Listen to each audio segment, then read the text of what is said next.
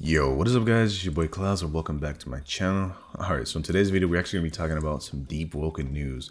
Just this morning or this afternoon, we received some pretty big Deepwoken update news. And I'm talking, this is crazy stuff. Tons of different new content, reworks, all the 9 yards. Before we actually get into the explanations though, I'd appreciate if y'all hit that like and subscribe button. We are on the road to 60k subs. But getting into it first, this screenshot was the one that was sent out in this afternoon. And this video is just going to be us basically explaining and making sense of every thing they listed in this video. Starting out with the first thing. They said, hey everyone, we're currently working on a couple updates for Deepwoken. So please forgive the radio silence as we've been working on hard on the game. There has been a little bit of silence. There's been a while since we've actually gotten some actual content updates for Deepwoken. Lately, it's just been kind of just bug fixes, changes, balances, and all that. But this will be a crazy amount of content being added to Deepwoken. Like, this update is going to go crazy. All right, so first thing that I'm really kind of worried about is the PvP arena queue. So they're going to add PvP arena queue. And it says right here, you'll be able to queue up for instance 1v1s and group fights. This is interesting because they're not only are they going to have 1v1s, they're probably most likely going to have, I would assume, probably 3v3s. 2v2s are a possibility as well as 4v4s. I'm putting my bet on 3v3s, to be honest with you. That just seems like a good, decent number. Team battles and stuff like that. Now the question is, will they make it to where you can wipe an arena and get rewards? Or are they going to make it to where there's no risk, but also no reward? This is something that I'm kind of curious about. And I'm sure all of you are curious about it as well. Because if they make it to where you can wipe an arena, depending on if you're good at the game or not, you're not going to be able to enjoy arena all that much. Because let's say you lost twice, well there you go, you're wiped. So it's going to be quite interesting to see how they actually go about this in arena. I'm sure they'll probably make it to where it's the hardcore route and make it to where you can wipe. I know some people won't be happy about that because arena kind of is just an end game content type of thing. I feel like, me personally, you guys don't got to agree with this. Me personally, I feel like the best route to do this would be to make it no risk but also no reward. Make it to where you can't wipe but you also don't gain anything from winning, and that way it's literally just something you could just have fun on and play PvP and not have to worry about wiping your character. Again, I also do understand the route they want to take with the game being hardcore and everything, so I expect they'll make it to where you can wipe, but this is just something I hope for and it's just wishful thinking. So if you guys don't agree with that in the comments down below, that's completely fine, just my opinion. Now this next change is something that's really huge and will actually change the game for the better in a lot of ways, in my opinion, and that is a rework for luck. Now, in my top 10 things that need to be added to the Deepwoken video, one of the things I mentioned on there was a luck indicator or luck bar, so you can see your progression with luck and see how much luck you have. I said in that video that that was the one thing on that list I feel like that probably would make it in the game, and here we are. It says right here, we want luck to be easier to come by and less tedious. This includes a luck indicator to give you feedback on how your luck is influencing your rolls. This next part right here is also very important. You also no longer lose luck unless you take the rare/legendary card. What this means is, don't get it confused, you'll still lose luck if you die to a player. I understand there's a lot of confusion going around, but what this means is, the way the system is right now in the game, let's say you farm like 10 players to get luck, right? And you get a legendary card or a rare card, but that legendary rare card is not good for your build. Whether you pick that legendary or rare card or not, you still lose luck, which sucks. Because the way getting luck in general is right now is kind of tedious. Lord Sendo explained this in one of his videos, but whenever you kill a player, you get half of their luck. So let's say you killed a player that already didn't have that much luck, you really have no way of telling. You could have killed a player that hardly had any luck, and you already gained half of what they already have. So if they already didn't have that much luck, you don't even gain that much luck at all. With the luck indicator, you'll be able to at least have a good gauge and idea of how much luck you'll have. This will also stop unnecessary ganking, as players will be able to tell if they have a sufficient amount of luck or not. And I feel like that would also help with the ganking a bit. Most people gank for luck, but if you find out you need more luck, you're going to gank. If you find out you don't need as much luck, you're probably not going to want to put your character to risk as much. As for the legendary card talent, I feel like this is a really good change. Farming luck just to get a card you don't want and then losing your luck definitely sucks, and this way you'll be able to stockpile your luck, and if you get a card you don't want, you guys can just wait and pick a different card and stockpile your luck until you get a card you do want. I think this is a pretty good change that'll help a lot of people, and yeah, people have been asking for a rework on luck and they delivered. Next thing they're adding, this says right here, early game / faster progression.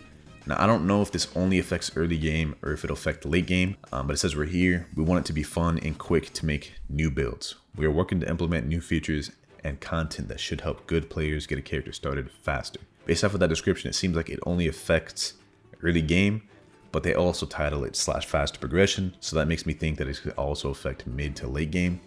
As right now, once you get to power 40, it starts to become a real grind to get to power 60, and most times you have to go to the depths to get to power 60 in an efficient time manner. Now you could probably just like farm Ferryman, Primadon, all the sorts of bosses to get to power 60, but you guys get the gist. Not really sure if this only affects early game or mid to late game, but it seems like a decent choice, I'm not gonna lie. It seems like a decent implementation to the game to help progression faster on the early game. I think this will help people be able to get another build started off easier. And this will make it to where wiping is not so bad anyways, because you start a new character, and this way you'll be able to progress even faster. So it won't feel as bad if you wipe. So I think this is a pretty decent change. Next one right here, weapons and equipment. With the new update, we expect to add 15 new weapons and 10 unique new pieces of equipment, along with multiple recolors. So this is interesting because not only we're going to getting weapons, we're going to get 10 new unique pieces of equipment. Most likely, most of these will be late game. I don't think it would make sense for them to add weapons specifically for early game. They already have a sufficient amount of weapons for early game. And yeah, I'm really hoping that out of these 15 weapons added, some of them are light weapons. As you guys know, light weapons are the only style of weapons in the game that don't have a legendary. Right now we have Hero Blades, which is medium. We have Curved Blade of Winds, which is also a medium. And we also have Crypt Blade, which is a heavy. But there's no legendary weapons for light, which sucks. And I hope either they add more light weapon variants like daggers or guns, or they add a legendary for light. New equipment, I don't really know how they're going to go about this, but I think this will be nice to see because literally everyone I've run into has a Royal Pathfinder. So I think it'll be interesting to see new people with different types of equipment in the end game. And yeah, that's that. Balancing. We are expecting a fair amount of balance changes in this update, especially in regards to bells, potions, and mobility. With the mobility moves, most likely they're talking about dash and revenge. Those are pretty good, I'm not gonna lie, in terms of like how far you can go. So most likely they'll be balancing those out. Or when it comes to bells and Yoru, maybe they might nerf Yoru a little bit. As far as bells, I feel like mostly it'll probably just be nerfs on bells. There are a lot of bells that are actually pretty good right now. There are also some bells that are not that good. So I really don't know how they're going to balance these out. But yeah, these are the balance changes that they say they're going to be doing. So mainly bells, potions, and mobility.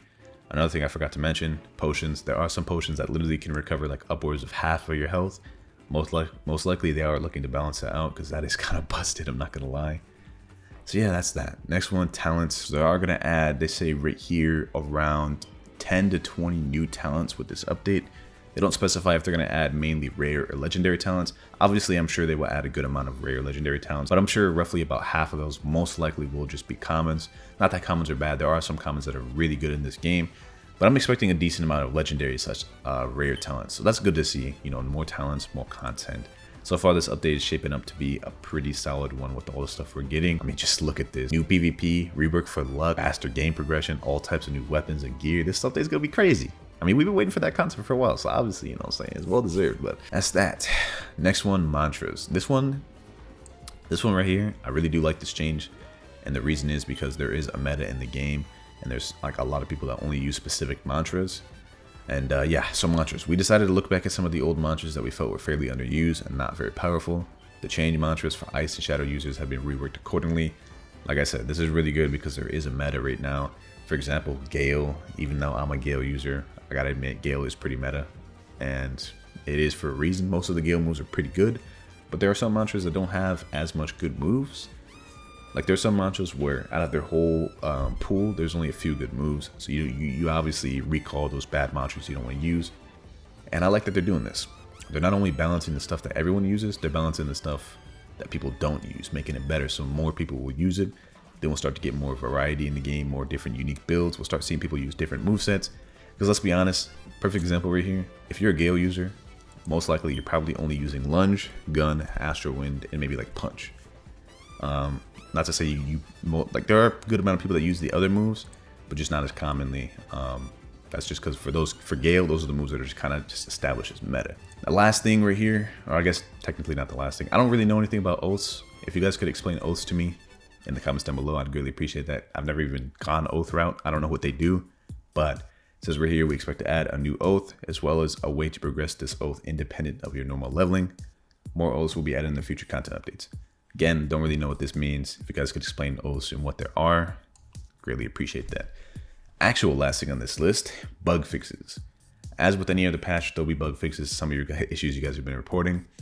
I hope some of this includes help improving their anti-hack software, anti-cheat software. I don't know what it's called, but I was literally streaming yesterday and I ran into a bunch of hackers that stream. It's kind of annoying to deal with. So yeah, I hope they deal with that. But yeah, that's pretty much all of the stuff that's expected to be added this update. It's pretty jam-packed, not gonna lie. I mean, we have been waiting for content updates for a while with Deepwoken. I think the last content they actually added was like 2 earrings. So now we actually got like a real content update, and this is crazy. This update is shipping out to be so far the best update we've gotten on Deepwoken so far. I'm curious to see how they do some of the things such as like PvP, whether they'll make it to where you wipe or if they'll make it to where you know, there's no risk but also no reward. I don't know, we'll just have to wait and see. It seems like based off the description, this update should be releasing relatively soon. Most likely within a few days to pass, we'll get more and more sneaks and ideas of when it'll release. But yeah, let me know what you guys think about this so far. It's been another Deepwoken news videos. I actually like doing these type of Deepwoken news videos. They're kind of fun. But yeah, hopefully y'all having a great day, and I'll see you on the next one. Peace.